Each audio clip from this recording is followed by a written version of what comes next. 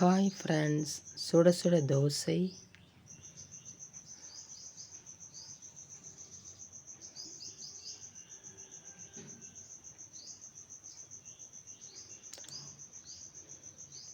சுட சுட முட்டை தோசை.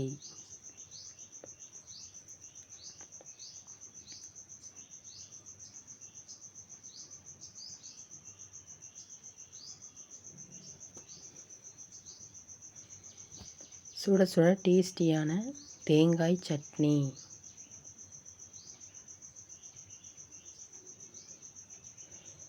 அந்த தோசையில் அப்புறம் அந்த முட்டை தோசையில் அந்த தேங்காய் சட்னி ஊற்றி சாப்பிட்டோம்னா அவ்வளோ ஒரு டேஸ்ட்டாக இருக்கும்.